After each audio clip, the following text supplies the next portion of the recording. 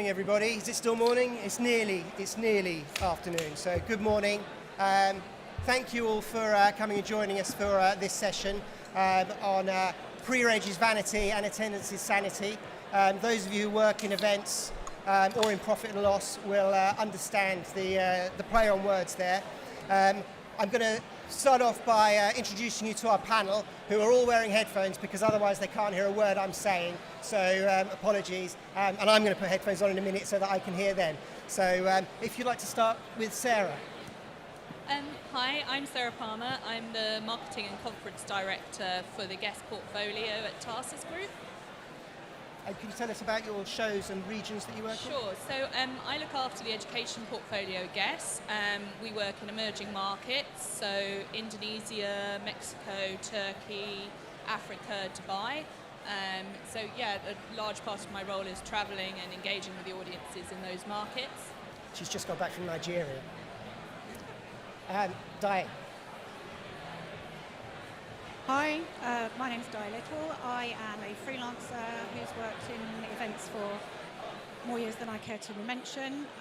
Currently I'm working with the Imago Tech Media team at Clarion Events. I'm Chloe. I work at Informa Connect, which is the conferences division of Informa.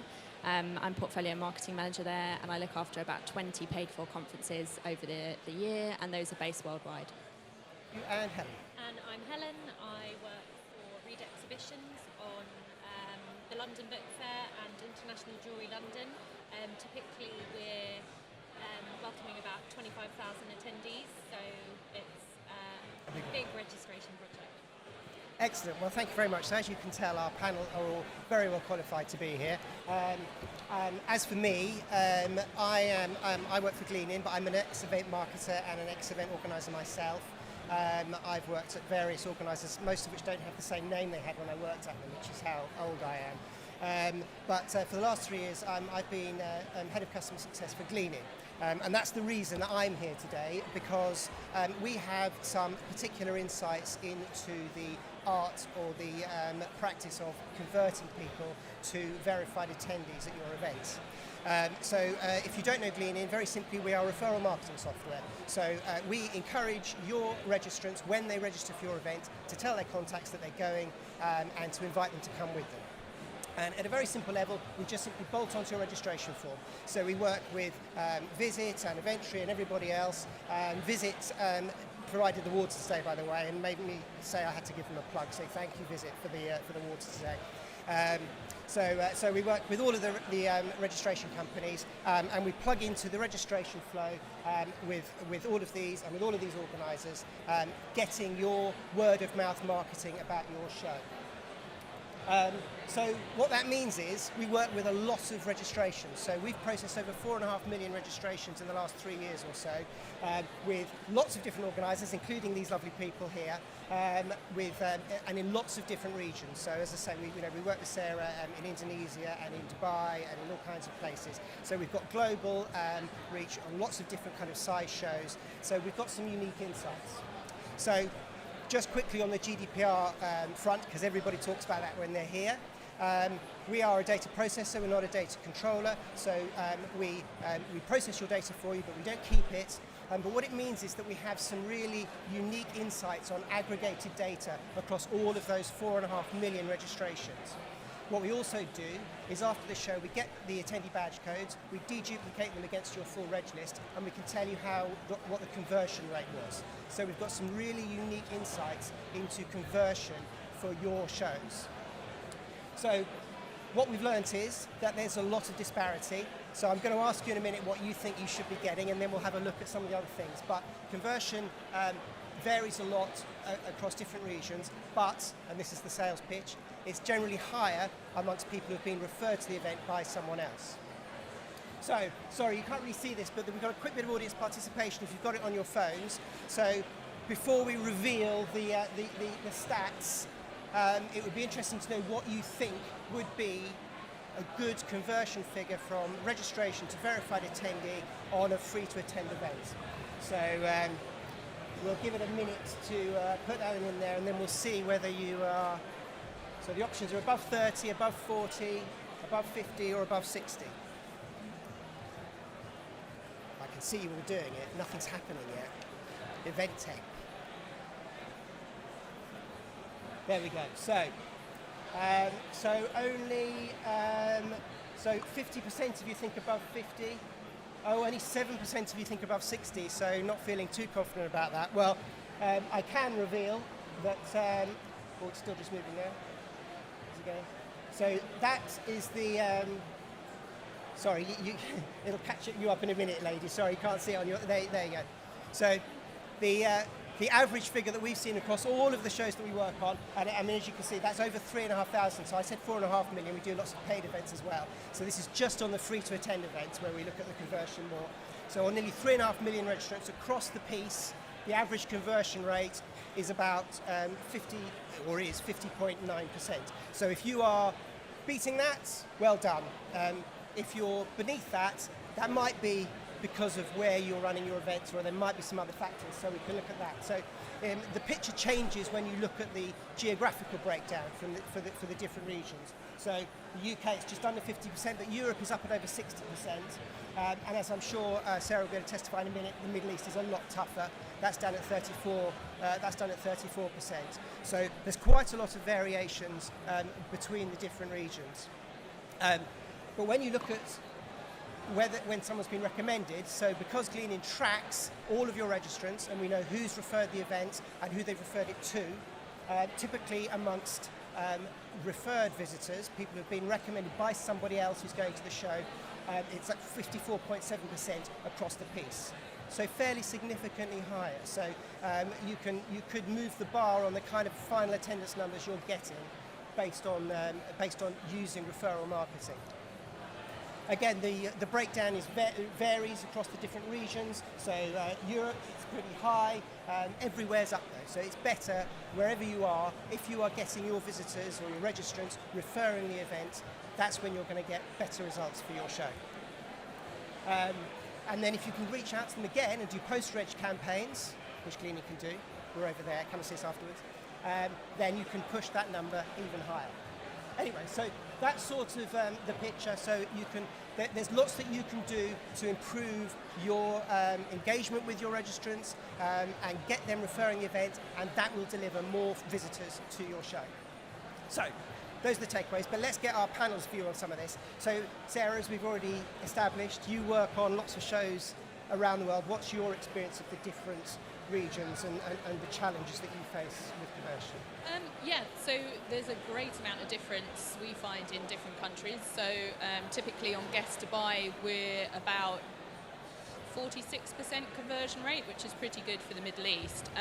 We find that fluctuates year on year, and because we're doing free of charge events, we find that the conference content really is the driver, and it's getting that right. And I think guest to buy for us is quite, we've been going for 13 years now, it's a big show, so I think it's almost harder to market and convert longer standing events, we find. I think people are more aware of the tricks that marketers use to convert people, and I think it's a harder sell. There's so much information out there that it is a challenge making sure that people hear what we need them to hear about the event. If I take Indonesia, we have huge engagement rates there. We're about 56% conversion on that. And we've seen that grow year on year with the event. I think as the event's grown, the conversion's grown, and the engagement in the event. And I think that because it's more organic, we've had more control over the content. We're also able to leverage every aspect, so through Gleanin, through referral marketing, through inviting colleagues, that works very well. It's leveraging every single bit of it, and they're a lot more enthusiastic, I think, culturally to inviting people and getting behind the event. Turkey is a challenge for us because of data and how, let's just say it's a challenge. I don't honestly know what the conversion rate is there. We've not had good data. So that's constantly a challenge for us, and I think culturally as well, queuing up, registering, that's a challenge, getting the data correct before the event and the quality of the data we get post-show. Gerry just said I'm back from Nigeria. We did a free of charge conference there, and our conversion rate was 70%. New event, excitement behind it. That we didn't use a lot of, I guess, amplification on it, or trying to get people to let their colleagues know, because we knew exactly the sign up and we knew it would be good because of the speakers we were bringing. But for that we used a lot of LinkedIn and WhatsApp worked very well with key people sending the message to people. Great, thank you. So Helen, you said you've got a very big event, and so conversion is going to be a big issue. Do you put as much time and effort into your conversion campaign as your pre-reg campaign? Do you target both? How does that work for you? So honestly, no for the conversion campaign. The London Book Fair, we have an 80% conversion rate. Okay. This is quite unique for a trade show, but we do charge. So I think that is a key thing to ensure that you have engagement from the point of registration. Even if it's a small amount, it gives some quality, I think, to the event. Despite that, we do run a conversion campaign. We promote the content. As you mentioned, content is a key driver in getting people to come to a show. But you don't want to bombard people as well, because you don't want to make them not attend by just sending them emails every single day. I think the important thing is to get your data right at the beginning, to make sure that you're inviting the right people. So yeah, referral tools, making sure that your attendee base are the people that want to come to your event. That's what will ensure that you have a good conversion campaign. Okay, great. And Chloe, you said you do lots of paid events. So do you care whether they turn up once they've paid, or are you focused on proper conversion as well? No, we definitely care whether they turn up. It is very different. So when we do reporting internally, we report on revenue and yield. So we don't report on numbers, but we are obviously very aware that we want the event to be good. We want our sponsors to feel like it's busy and things like that. So we do care about numbers in that respect. Because the events I work on, the lowest rate is maybe $150. The highest is £4,500. We have like 95% conversion, maybe some events 98%. It's quite rare for someone to not turn up when they've paid that, which we're kind of really blessed in that respect. So I think we're moving into some new markets, into the financial tech sector, and those are going to be more like $50 to $150. And I think in that field we're going to have to maybe think about conversion, because when the price point drops by that much, we do need to make sure we're engaging people once they've bought their ticket as well. So I think it's definitely something we're going to be starting to think about now. Great. And Di, so we've established that 50% of them convert, but that means 50% of them don't. So do you do anything with that? Are you what's the insights on the people who don't come? Well, I'd like to say that every show I've ever worked on, we've paid attention to the non-attends, or as much attention as we've paid to the attends, but I'd be lying. I think if the key metrics for a free trade show are all good, if the pre-reg looks good, the conversion is good, and the NPS score is high, or higher than the year before, we're all very happy with the attendee survey, and we pay very little attention or lip service to the non-attendees. It's when one or all of those metrics go south that the non-attends become really, really important. And I think I'm just as guilty as quite a few people here of thinking, what is the point of asking non-attends? They're all going to say, I was ill, the cat was ill, the dog died, but it's not going to tell us anything. But in my experience, on the last show I've worked on where some of the metrics were down, actually doing a survey to non-attends told us a lot more than just that. Yes, the cat had died in a lot of cases, but what it also told us was things like, of the respondents, 83% actually registered with the full intention of attending, backed up by the fact that 89% of them said that they had done something in preparation for attending the show. So they had visited the website and looked at the exhibitor list, they had booked accommodation or travel, they had set up appointments. So it sounded like they were pretty keen on coming. We also compared demographically and geographically with our attendees, and found out that actually they correlated pretty much. Although with the non-attends you'd find that seniority levels were slightly higher because their schedules change more often. So it really is well worth doing something other than playing lip service. Yeah, I mean, it's a bit of a holy grail, isn't it? 50% aren't coming, so how can you get them there? So I'm being told I've only got 10 minutes. So let's see what questions we've got from the floor. I've not had a chance to look at these yet, so I'm just going to be reading them straight off the screen. So what do you think the next biggest challenges to the industry after GDPR, Brexit and a general election? Anyone want to take that one? Or can you see another one on there that you like the look of? What's the best I like that one. What's the best method you've used to encourage referrals? I suspect one of my colleagues asked that one. And have you had success with retargeting ads? Does anybody want to take any of those? Sure, okay. So in terms of referrals for us, obviously we use Gleanin. That's been fantastic for us. And we're finding more engagement socially on social media. If your friend says they're going, of course, you think about going yourself. And I think for us, we try and leverage each bit. So as part of our registration process, we incentivize it by offering an iPad to people if they nominate 3 people. Then they get an email saying, Sarah's invited you to this show. We think you'd enjoy it. So that works very well. So yeah, I think word of mouth really. Okay.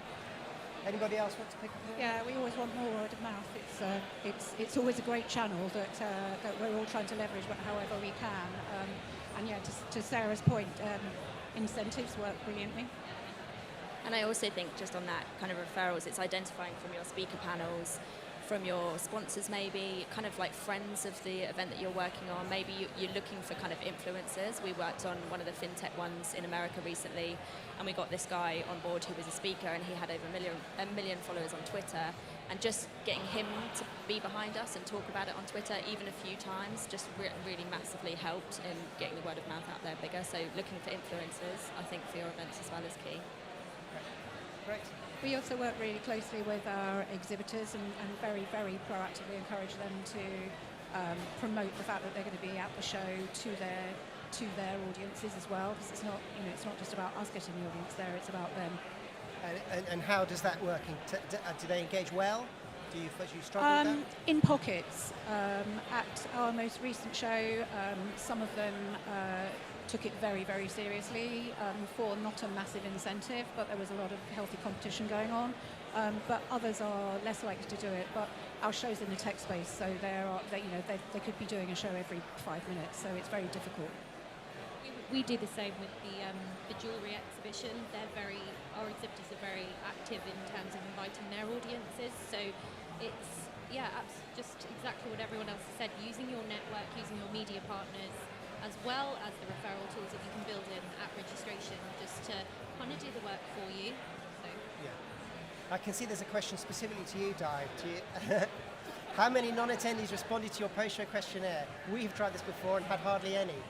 I can't remember the exact numbers, I'm afraid. It was, I would say it was a representative sample, but nowhere near as big as the attendee sample was. Okay, great. Well, the questions have disappeared from down there, so I don't know if that means I'm supposed to be wrapping up. But so my last question, because we're at an event tech show, and this is about conversion. So any conversion tips for our audience? Any extra stuff we haven't covered, or any other event tech that you're using that's helping with conversion? Well, I saw the question about retargeting. Yep, we use that. I think we don't do any direct mail now at all. It's all online. And we use remarketing. We leverage social media as much as we can. And yes, we do have success through remarketing. It does also depend on territory as well. I think countries where they're surprised to see an ad pop up or suggested they do something, there's much more engagement than I think more developed or more savvy markets. But we use different techniques. I think, Facebook's very powerful for us. And again, it depends which country, depends which social media platform. It's all got to be targeted and niche and suitable for the audience you're trying to attract, I think. I think just like what I've already said, engaging the right people at the start, PPC campaigns so that you're targeting the right audiences. Look to see whether or not a charging element would be viable on your show, because as I said, that does add an element of value, I think, and you're going to weed out the people that are just going to register. You're going to get the right people in. Referral tools built in at point of registration so that you're just growing your network organically and properly. And I think also I had experience of working with Turkey last year.